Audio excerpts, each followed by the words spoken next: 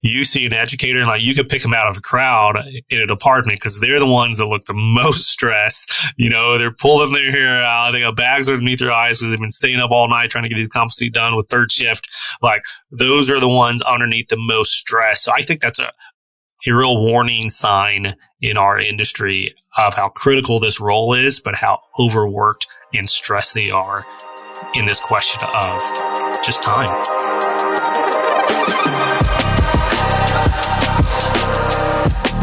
Rising above the buzz of ultrasonic cleaners and the clanking of stainless steel are the ideas and voices that are changing an industry.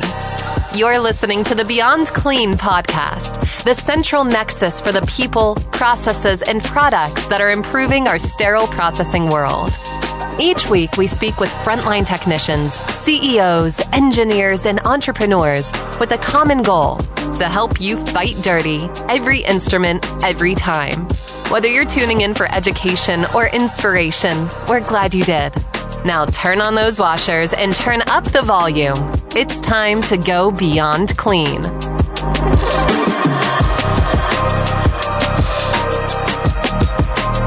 On this episode of Beyond Clean, we are talking to Bobby Parker about Sterile Processing Educators. Bobby, we are at episode 3, season 23, on the roles that make us great. And on this show today, we're going to be talking about teachers, sterile processing teachers that are working in our departments across the country and honestly around the globe, helping equip us to fight dirty better.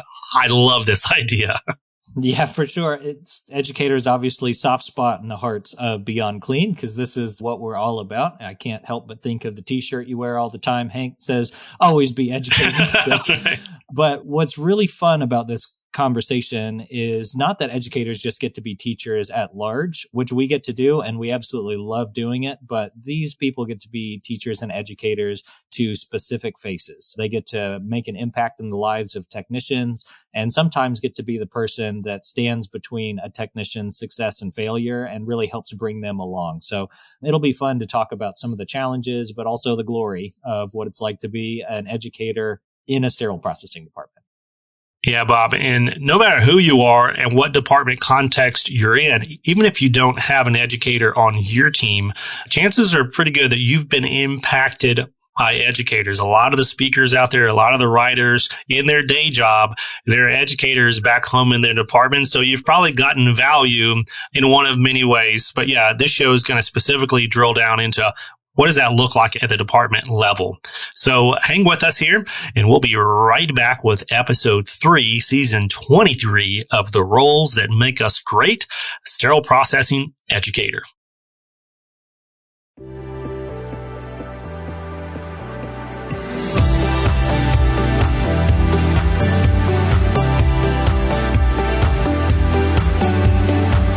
I'm Bobby Parker.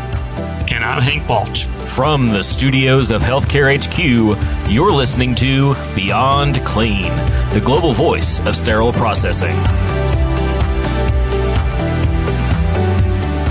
What's up, Sterile Processing Universe? It's Hank Balch here with Beyond Clean in a studio with the man, the myth, the legend, none other than Bobby Parker himself. Bobby, welcome to the big show. What an introduction, Hank. Thanks for having me.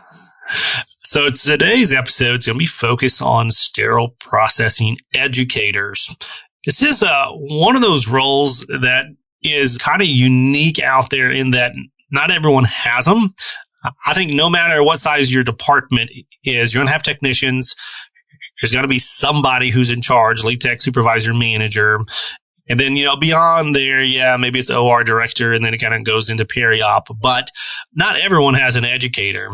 And so a lot of our conversation today, Bob, is going to be talking about things that some departments have never seen in action. If they have heard about educators, they may not actually know what's all entailed in the role, as well as there may be folks who have heard about it. They're in a department that doesn't have it, and maybe they're thinking about what's next. Is that the direction I want to take my career? So hopefully we're going to add value from all those different angles and more as we get into the conversation today. But let's start somewhere, Bob, that we should have done in episode 1. We should have done in episode 2, but we're going to bring it back here, episode 3, because I know everyone's going to make it to episode 3, even if you're just driving by the podcast world and you're like, yeah, I'm going to check out 3 episodes. Not sure you're going to do the whole season. You've at least made it to episode 3.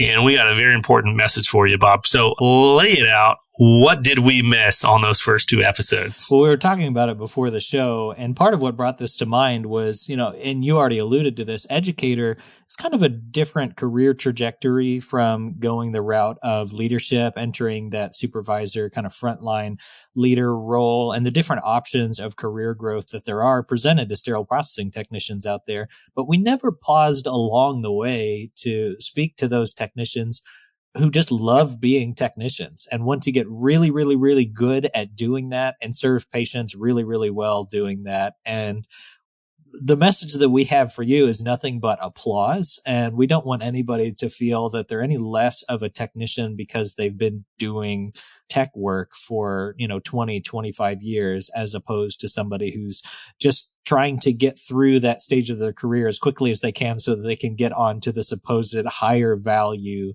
positions. Because even though those other positions may come with some more compensation because they come with some other headaches, some additional duties and responsibilities, none of us at Beyond Clean would say that they're higher value in terms of the actual impact to the patient, the work that they're doing on a day-to-day basis. So you are valued, and we applaud you for sticking to that for sure.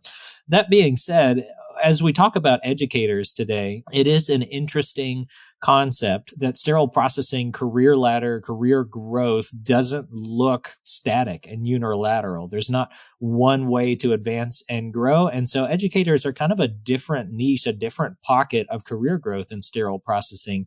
And it's one that you can count me among those people that have never had an educator dedicated to sterile processing in the department that I've worked in. But I find a lot of appeal to the type of work that they do. So Hank, why don't you start us off by just giving us kind of a definition of what that educator dedicated to sterile processing looks like, and maybe why a technician would be interested in going that route instead of the staff management route. Yeah, Bob. So I go back to episode 1, and I feel like we've done this a couple of times already. We're just in episode 3. That overwhelming flood of knowledge and information that hits that new technician as they're coming into the industry, that flood never stops. It's not as big of a hit, after that first day, that first week when you realize, man, I'm over my head, but it continues. The industry continues to innovate and to change. The guidelines update. The new products come through. We got new equipment. We got new guidelines. Like, it's constantly changing. Well, and the question comes, how does a technician whose main responsibility is to come in, to follow the SOPs, to follow your processes, to go in the workflow and do their job as assigned that day, how do they keep up with everything else out there that's changing, and even with everything in their department that they need to be intellectually responsible for, that they need to know about? What are all the 100 policies? What do they say? What are the 300 competency checklists that I'm responsible for as a sterile processing technician in my health system? And here we go into the educator piece. But before we go there, in many of the departments and many of the audience is tuning in and be like, well, I don't have educators, and we're still responsible for competencies. We're still responsible for guidelines and know what's up. So this job, this role is always done by someone. The nuance and the perspective is many times that someone is actually called a lead tech or a supervisor or a very overworked manager.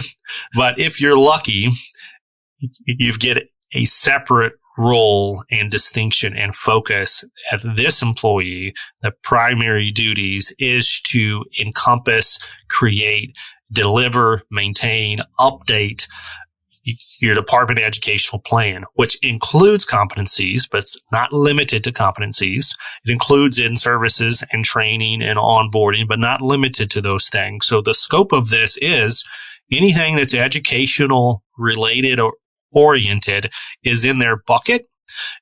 even though they may not be the direct person deploying that education. And so we'll talk a little bit maybe here later about what's different from a preceptor and an educator, for instance.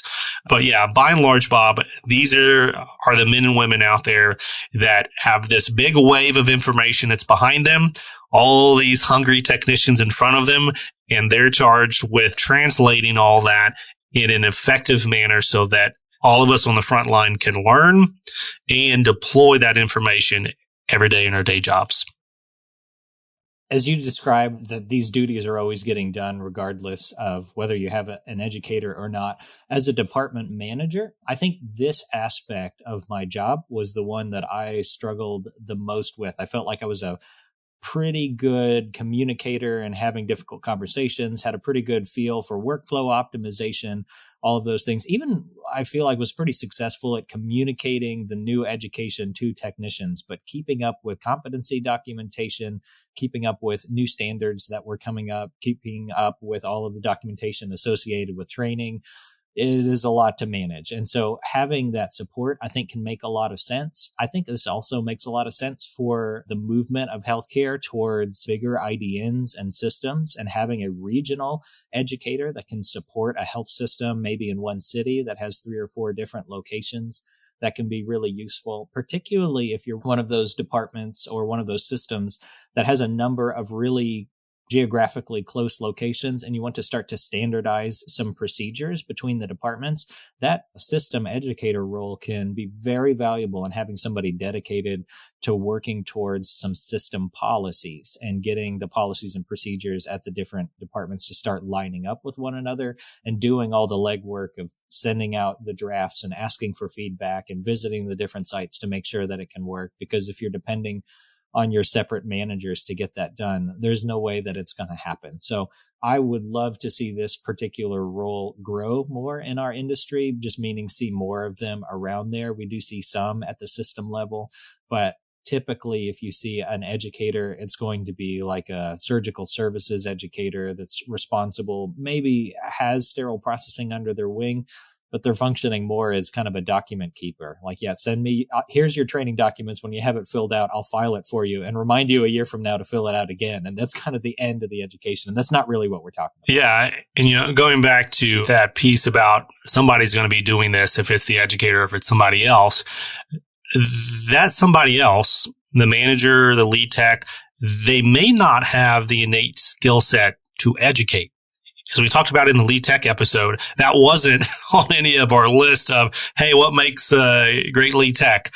We didn't say, hey, they're real good at teaching people and creating in services and, checking off competencies. That may still be the responsibility, obviously, but this skill set and this role of educator allows you to drill down into that person who has this gift or can cultivate this gift and this passion, this desire that is a different focus than any other role in sterile processing. So they love sterile processing, they know sterile processing, but then they've got this third kind of tier that says they like teaching other people about sterile processing and all the nuances that are entailed with that, and keeping abreast of all of the constant changes, either it's going on outside of the department in the industry and also inside of the department. Like we made the joke before, Bobby, that it sometimes feels like as a technician, you come in on your shift and you're like, oh man, there's 3 things that have changed since I left last night, right? We got 3 new instruments for doctor's trays. We got this new policy now for flexible scopes. And oh yeah, we got this trial that's going on. And it's just constant every single day. And these are just internal changes in your department. And this educator has in their scope and in their skill set that key responsibility of their focusing on ensuring all those changes get effectively communicated to the front line, and not just communicated. Okay, check, I told them, but actually understood and implemented, and then coming back around and audited in order to answer any of those questions or make sure that we're getting the end result that we want out of this education. So it's really, really unique. Yeah, one of the temptations in an educator type role, I imagine, would be settling into compliance. And we're going to talk about this a lot more, I'm sure, when we get to the management role of just accepting good enough and settling into compliance. As an educator, figuring out what is required for us to keep in terms of documentation, what training program already exists and has been in place, and really being in maintenance mode of, I'm going to make sure that all of my technicians have all their documentation, I'm going to make sure that when new standards come out, that we read them and that we're complying with those standards, and leaving at the level of compliance, as long as when a surveyor comes in our department, looks at our documentation, they're going to be pleased. Then as an educator, I've done my job. And it's really that mindset that Beyond Clean has set out to kind of grind against, right? We're not in this business to just please surveyors. We're in the business to save lives, right? And to improve the livelihood of the technicians as well, making the place professionally engaging and a place where growth happens and people are cared for. And so as an educator, I know that you're doing this interview and I feel like I'm asking you all the questions here, Hank. But as an educator, what are some of the things that either you've seen or can think of that would really elevate that position beyond the level of maintenance and compliance and really help start driving at culture, at true knowledge, understanding, and education instead of being a bookkeeper?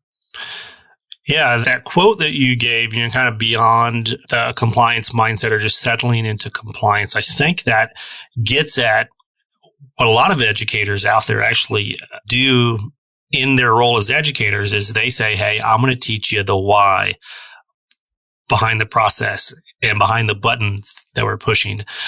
But you're actually moving that question one stage up and saying, yeah, but why are we educating? What's the goal for educating? Is it to pass our survey? Is it to make sure that I don't lose my job as an educator? or is it something else? And you gave this something out. The why of education is because there's patience at the other end of every single process that we do and every instrument that we touch. That's the why.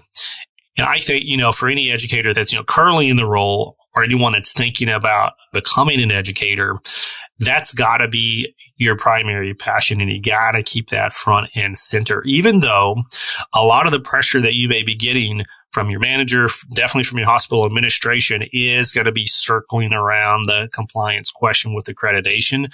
You've got to constantly be in the mental mindset of, yes, but all that's important, but it's not the most important thing. The most important thing is that we're actually doing these things. And that's the point that I want to call out. And the skill set for educators has to be one that you're able to take this standard competency, right? We got standard competencies. We want it to be the same. We want everyone in the department to know the same thing. And yet we know everyone is different in our department. They're all coming from different backgrounds. Maybe they came from other sterile processing departments. Maybe they came in through a sterile processing certification training program. Maybe they're certified. Maybe they're not. You as the educator now has this standard kind of set of knowledge in your competencies, but then you got all these different people at completely different places in their career and experience, and you've got to be able to sense where they are and not just be geared toward, I want to get them to this competency so I can check it off, but you got to get them to the competency in a way that is meaningful for their true knowledge. And the most important part is they do the competencies when they're doing their job. They know the knowledge, they do the knowledge. And I don't think that's really in a lot of these educator job descriptions. You make sure that everyone does what you're educating them to do. But I think that's a soft skill that the best educators out there can sense the gaps in individuals and as the team. And they're responding to those gaps in a way that Beyond Clean never can. We're creating a ton of content, ton of clinical education, a lot of conferences, but we don't know what Johnny in your department is struggling with. But you do if you're the educator, especially if you're an educator that's tuned into Johnny and you're talking and you're not just treating Johnny like a number that needs to be checked off. You're treating Johnny as this human that has gaps in understanding and competency, maybe has some incorrect assumptions about some of these things, and you're constantly pushing deeper and deeper and deeper. But Bobby, the challenge is for many of the roles that we're going to talk about, a matter of time. These educators, if you talk to any one of them, and I just heard a big old hallelujah from the whole audience out there, they don't have the time to effectively educate for the most part. There's probably some exceptions out there where folks, feel like they've got the time and the resources to support. But for the most part, you see an educator and you could pick them out of a crowd in a department because they're the ones that look the most stressed. They're pulling their hair out. They got bags underneath their eyes because they've been staying up all night trying to get these competency done with third shift. Those are the ones underneath the most stress. So I think that's a real warning sign in our industry of how critical this role is, but how overworked and stressed they are in this question of just time. Well, and part of it is the nature of the role itself being in sterile processing. You would agree that as an industry, we've really undervalued and undersold the amount of knowledge that it takes to do the job well, even from a compensation standpoint and a grading of the position, that they're often at the exact same tier as other entry-level roles in healthcare, but what we're expecting of them in terms of just knowledge acquisition and applying that to the skill is so much further beyond. And so, to lay that in the lap of an educator is, I'm sure, an onerous feeling of being burdened by that. But there are a lot of creative things that can be done to try to help with that time piece. So if you are one of our educator listeners, here is your gold star for the week of trying to grasp at what resources are there around me that I can creatively involve in this learning process and try to help particular technicians with particular struggles. And so one of my friends who's a sterile processing educator asks me often, hey, what does Beyond Clean have on this particular topic? Because what she wants to do is to try to work that in as kind of like a special assignment for some technicians who are struggling in a particular area. So I guess my encouragement to you educators out there would be that even though it all does depend on you, it doesn't all depend on you. And so we want you to take advantage of the proliferation of CEs that are available out there. And not all of them are created equal, and it takes a lot of time to preview those. And I'm sure it's hard to find time in the working hours to sit and just listen to a podcast. So I'm sure a lot of you are listening to this on your commute, just digging for more resources to share with your technicians. And that's why I want to say gold star for you for going above and beyond to be able to do that. So I feel like, again, Hank, we are trying to walk this tightrope between highlighting the challenges that this role faces, right, but also recognizing the value, because without good education, the department surely will fall into the state of, we're going to keep doing it the way we've always done it. We're going to train the new technicians to do the way that we've always done it. And there's this slow drift away from the change in standards, such that 15 years from now, we end up with some practices that are going to hurt somebody. And so, keeping the department's culture set on, we're going to be the best, we're going to know the most about sterilization, and we're going to do what's right for the patient no matter what, really does in a lot of ways lie on the lap of that educator if you have one. And there's a reason, Bobby, that teachers always get so much love, right? Why do we love teachers so much? Why do we bring them apples? Why do we bring them presents? Why do we, when we get old, we still remember who our kindergarten teacher was? And many times, we give great kind of shout outs, to our favorite teacher had the most impact in our life. Why teachers? Well, because there's power in education at a level that, just pure leadership. Now, we have shout out to bosses and stuff too, great bosses, really important. We're going to dive into that in the manager episode, director episode. But there's something unique about educators because they're not coming from above you. They're coming beside you and even underneath you sometimes to lift you up with that insight and that knowledge and equip you to do your job more effectively. And there's so much depth of fulfillment in that role. And that's what's so fun about, Beyond Clean, obviously, is we get to educate every single day and we get to educate all around the globe. And I know what that feeling is like, because we get that feedback of, hey, I listened to this episode and it changed my career. Or I attended this conference event and now I have a completely different vision on how to do X, Y, and Z. And you're like, yes. And so when you talk to those stressed out educators that I've mentioned before and you say, hey, would you want to do any other job out there? they're like, no, it's like, this is it. This is where I get my juice from, because you're not only investing in your department, you're investing in that person. It's going to go on, for decades and decades, potentially, with everything that you're now equipping them with. And there's not another role like that, again, in this whole career ladder that we're talking about, that you can have such a dramatic people impact as a good educator can. If you're moving beyond what you said, just an educator who's only focused on, are we compliant with our paperwork? And I don't think anyone listening to this show wants to be that kind of educator.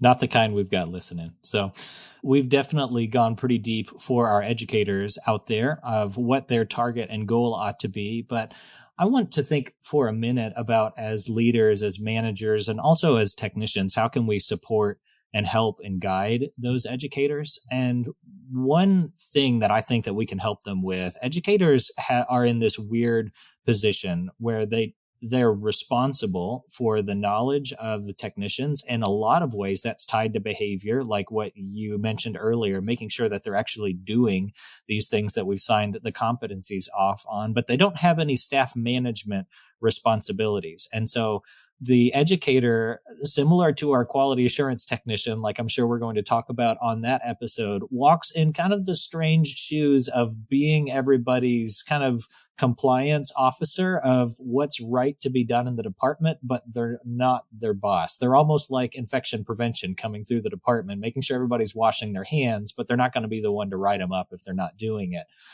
And so they have to walk this weird tension between having to hold their ground of knowing what's right and being firm on what the right way is to do it in the department. And at the same time, being curious and learning more and understanding learning styles and being compassionate with people. And so as leaders, I think we need to stay very close to our stressed out educators, ask them often about what kind of pushback they're receiving, how well are the policies being implemented, how are people feeling about what's going on in the department, and try to take some of that staff management burden off of them so that they get to be more of the arm around the shoulder helper in the department and not have to be the bad cop. I guess I'm saying, if you're the manager listening, be the bad cop for your educator if you have to be. Yeah, I think going back to the competency piece and the time piece, if a leader has never had to do their own competencies like you and I have, Bobby, to complete this on the staff, you have no idea how much time is involved in that to do them right. I'm not just talking about sitting there and checking them all off at the final stage.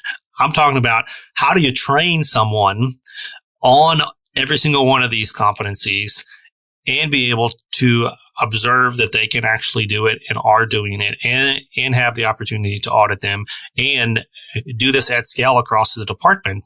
And that's not your only job. And you got 3 shifts that you're managing, because typically it's one educator, the entire department and everything is around them if you got 3 shifts, or if you've got multiple locations, as you kind of referenced. So it's a really, really big job. So one of the things that I want to call out that leaders can help their educators around is a day that I created when I became a sterile processing director. Might have even done it when I was a manager, but it was called document days.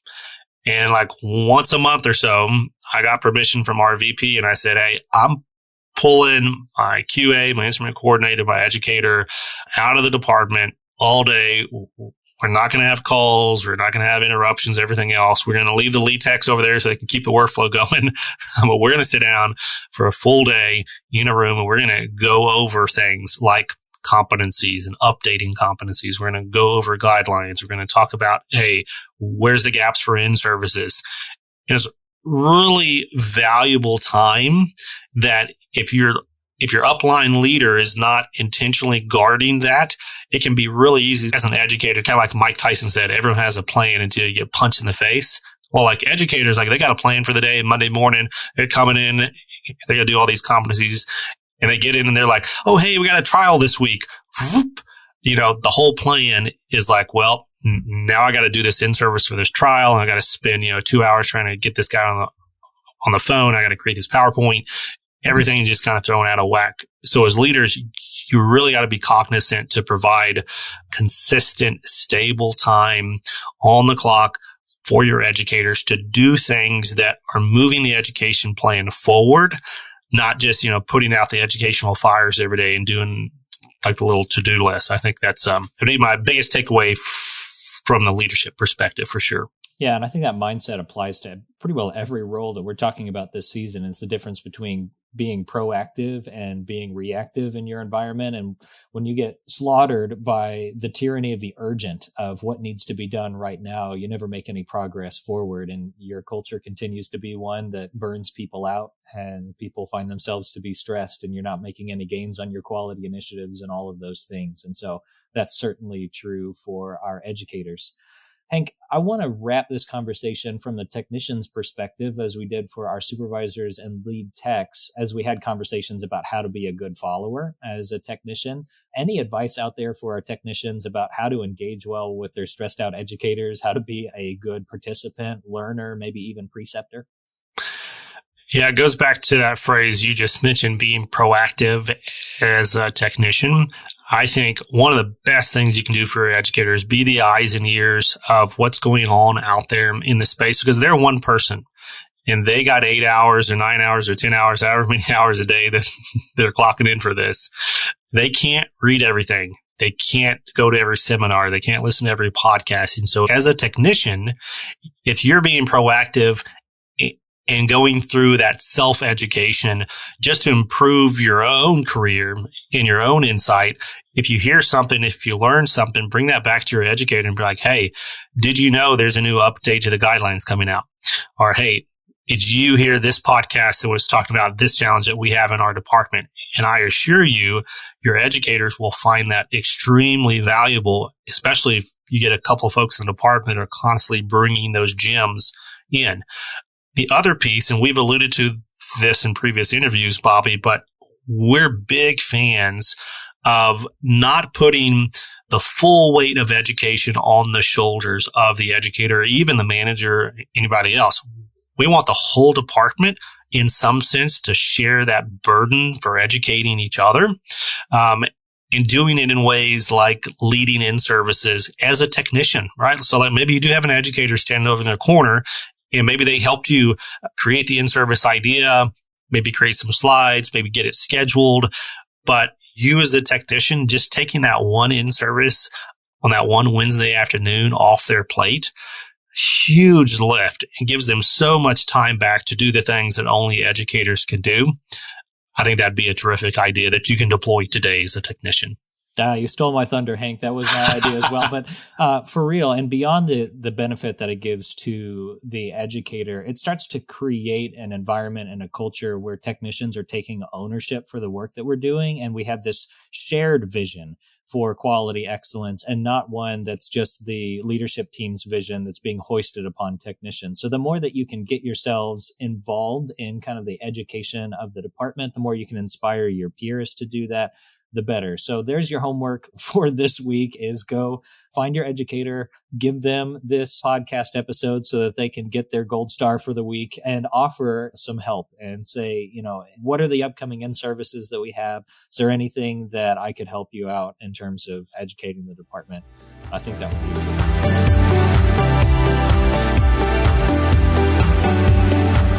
All right, well, that's going to do it for this week's episode, Bobby. Great conversation today on the power, the impact, the challenge, the glory of sterile processing educators. And, it's a role that I think is still new in its upswing. Like you kind of alluded to, I think we're starting to see more of these. It's gone up and down since COVID. There's been some retraction as well, but I'm really excited about the future of this particular role in sterile processing and everything that technology and all these other resources can allow them to do. Yeah, I'm seeing more and more of it as well, just out there on LinkedIn and on job forums of people looking for educators. And so just as the industry is elevating in terms of recognition, I think there's more people coming alongside seeing that education is a really important part of whether or not we're going to succeed. And then also, as we mentioned, trying to standardize policies across systems, I think is a great initiative that only educators are going to be able to help us with. But speaking of education, I am looking forward to our next conversation we're going to have next week about quality assurance techs. Hank, we didn't invent this chicken sandwich, but I feel like we did make it better. We had some great quality assurance techs in our departments. I can't count how many shout outs Miss Shirley has gotten between the two of us on the episodes along the way, but that's going to be a great conversation. Yeah, QA tech is another one of these roles that, it's not the most common out there, but it can have a tremendous impact on all things beyond quality. It has an impact on education. It has an impact on culture. It's got an impact on team building and in customer service, like you name it. It's at the epicenter to a lot of impact. So yeah, that's going to be a terrific episode. So if you got a QA tech, if you are a QA tech, or if you want a QA tech, or if you're just like, what are they talking about? Next week's episode is custom made for you. So between now and then though, go back, give your educator a hug and a gold star, like Bobby has said. Let them know about this episode and any other educational resource that you come across. And as we tell you all the time here at Beyond Clean, keep fighting dirt. Thank you for listening to this week's episode of Beyond Clean. As a reminder, you can help support us by subscribing to Beyond Clean on your favorite podcast app, or by downloading the smartphone app on iPhone or Android. Simply search for Beyond Clean in the App Store or Google Play. The best thing about downloading the smartphone app is that you can access bonus content for certain episodes and view episodes in certain categories, like articles on the go and vendor spotlights. Are you following us on LinkedIn or Facebook yet? If you are and you love an episode or post, then let your social network know about it. Like, comment, or share our posts along with your thoughts and keep the conversation going. If you have any topics or guests that you would like to recommend for a future episode, just send us an email to info@beyondclean.net. We look forward to hearing from you.